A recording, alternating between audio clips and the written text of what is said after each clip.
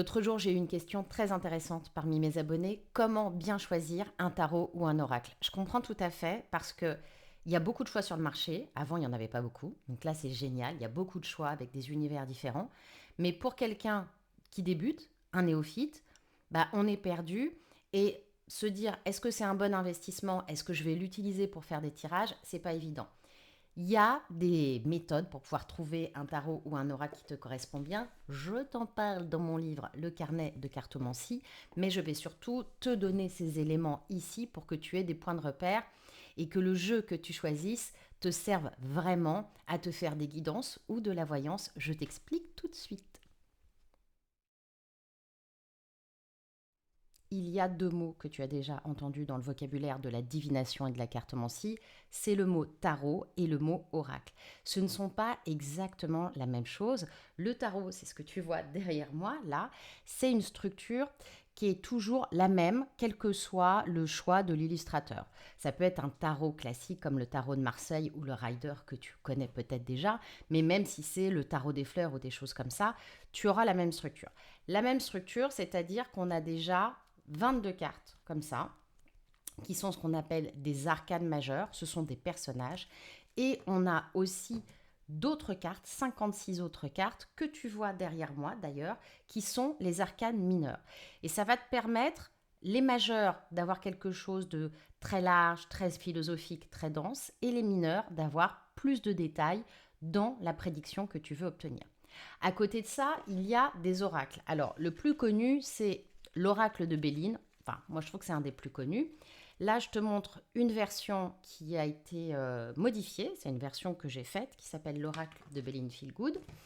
Et les cartes originales sont celles-ci. Voilà. Tu vois, avec une iconographie très différente, mais qui n'a pas du tout été faite à la même époque. Alors, la structure du tarot, elle est très rigide et très précise. La structure de l'oracle, justement, là, on a un espace de liberté où la personne qui décide de créer l'oracle, ça peut être quelqu'un qui est un artiste ou une artiste, donc il y a une option graphiste, et ça peut être aussi quelqu'un qui fait de la divination. Alors, soit la personne fait les deux, soit il y a une association entre un artiste et un cartomancien ou une cartomancienne. C'est ce que j'ai fait par exemple ici. J'ai travaillé avec Cathy Delancey, qui est une artiste, donc qui fait des illustrations depuis longtemps, et on a dû faire des séances très régulières pour ajuster le dessin à la signification pour qu'on respecte un peu les règles de l'art, de la divination, pour que la personne puisse vraiment se faire un tirage. Donc, un oracle, souvent, il y a aussi un mot sur la carte qui va te donner une indication, et ça, c'est déjà très personnel. Est-ce que toi, tu as envie d'être enfermé dans un mot ou pas? C'est à toi de voir. Et dans les oracles, tu as vraiment une liberté incroyable, l'oracle des fées, des plantes, etc. Le tarot de Marseille, le tarot en général, est un peu plus difficile d'accès, c'est un peu plus intellectuel, on va dire. Moi, je suis une très grande fan du tarot de Marseille, donc je ne suis pas très objective, mais normalement, la structure du tarot, c'est quand même un peu une ossature qu'on retrouve partout. Donc, si tu as envie de quelque chose d'assez structuré, tu vas vers le tarot. Si tu as envie de quelque chose avec un grand espace de liberté et des mots-clés, des choses dans lesquelles tu puisses t'immerger rapidement, pars sur un oracle. C'est la première distinction.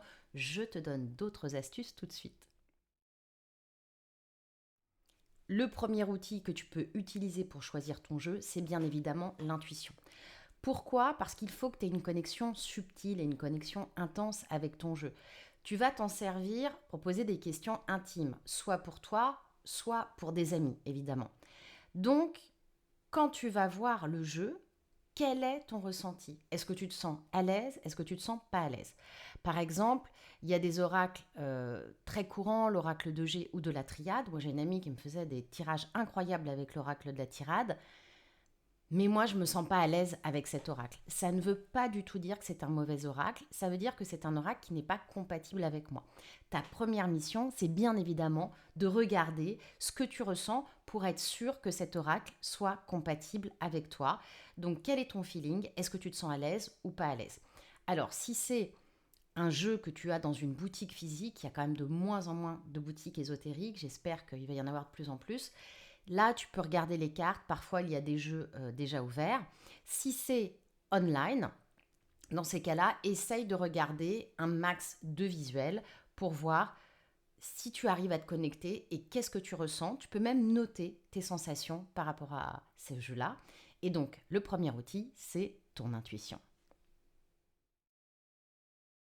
Un élément intéressant, c'est bien évidemment la thématique et le graphisme, les images. Les thématiques, elles sont très différentes. Tu peux avoir le tarot des sorcières, le tarot des anges. Il y a beaucoup d'oracles aussi sur la nature, sur les fées. Vraiment, il y a une multitude de thématiques, tu vas trouver ton bonheur. Et à l'intérieur de ces thématiques, ce qui est très important, c'est le style de dessin. Alors, tu peux avoir des choses très différentes. Je vais t'en montrer par exemple. Si tu as celui-ci, l'oracle des runes, ou celui-ci, le tarot du bon karma, tu vois qu'on n'a pas du tout la même esthétique. Donc c'est à toi de regarder, est-ce que l'esthétique te plaît? Est-ce que l'artiste s'est investi? Quel est le détail du dessin? Et bien sûr, tu peux avoir des choses très figuratives comme ce que je t'ai montré, ou dans cet oracle-là que j'ai fait, mais tu as des cartes aussi qui peuvent être très abstraites, comme le Inner Compass, qui est un oracle que j'utilise beaucoup dans le taroscope, le tirage que je fais tous les lundis. Et là, tu vois, tu as juste un petit mot-clé et quelque chose d'assez abstrait. Ça, c'est très personnel. Prends le temps de regarder l'univers de la personne qui l'a décidé et, comme on a dit tout à l'heure, va vers un univers graphique qui t'attire.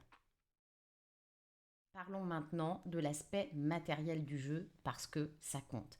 L'aspect matériel du jeu, ça va être la qualité des cartes. Alors si je te montre ce jeu-là qui a été édité par Grimaud, tu vois qu'il est abîmé, mais dis-toi bien que je l'utilise depuis minimum 10 ans, certainement plus, 10 ans en tant que pro, ça c'est sûr, et que je fais des consultations 5 jours par semaine à peu près. Donc tu vois que la qualité des cartes est bonne parce qu'on a un usage très important. Donc il faut une certaine épaisseur de cartes. Il y a des jeux magnifiques qui ont été faits et les éditeurs parfois ne sont pas assez vigilants sur la qualité des cartes. C'est différent si tu veux, si ton jeu il est fait par un éditeur ou par un cartier. Un cartier, c'est quelqu'un qui fabrique les cartes. D'ailleurs, ce que tu vois derrière moi, c'est une lithographie qui vient d'un quartier de Marseille qui s'appelle Camoin, quasiment le même nom de famille que moi, à une lettre près. Et donc, il faut que tu regardes la qualité des cartes. Ça, c'est important parce que sinon, elles vont très vite s'abîmer. Ensuite, il faut que tu regardes la taille des cartes. La taille des cartes est très différente. Je vais te montrer deux jeux.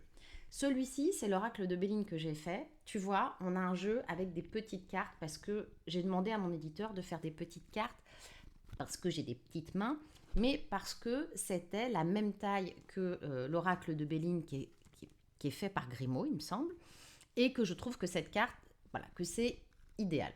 Alors d'ailleurs, on a fait quelque chose de doré sur la tranche, ce qui n'est pas toujours le cas.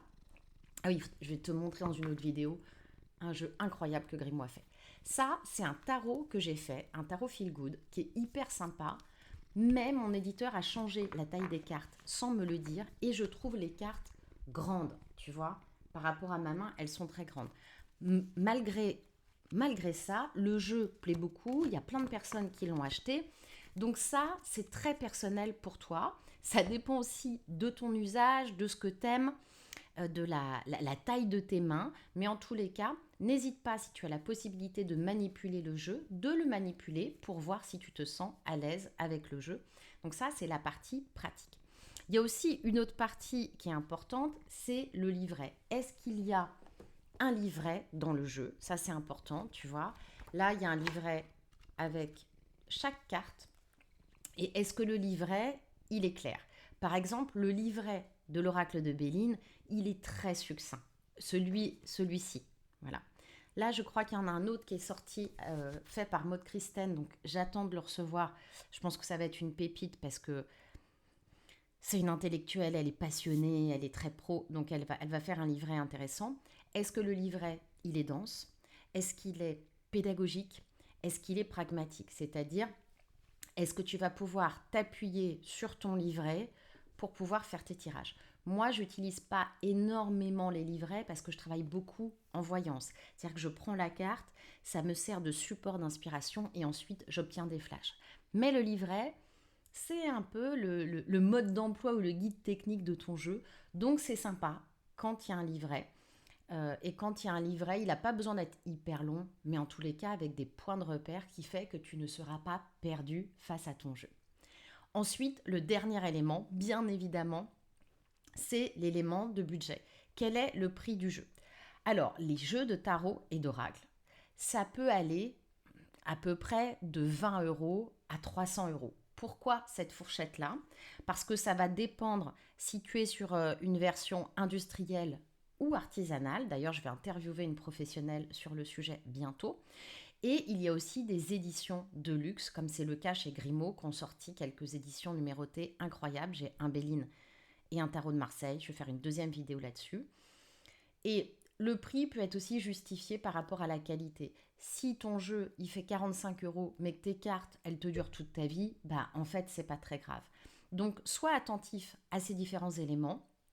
Dis-moi aussi en commentaire quels sont tes jeux préférés, parce que j'aime bien aussi savoir quels sont les jeux préférés des gens, puisque moi, évidemment, j'ai mes petites habitudes de voyante qui fait des tirages tous les jours, mais c'est toujours un plaisir de voir des nouveaux jeux. Et aujourd'hui, l'avantage, c'est qu'il y a des tas d'artistes, d'illustrateurs, de tatoueurs euh, qui se sont emparés des jeux, et donc on a une iconographie beaucoup plus large et beaucoup plus douce, colorée, variée qu'avant, et ça, c'est une chance. Je te souhaite d'excellents tirages. Si tu as des questions sur la cartomancie, tu peux m'envoyer un mail ou me le dire en commentaire et je ferai une vidéo. À bientôt!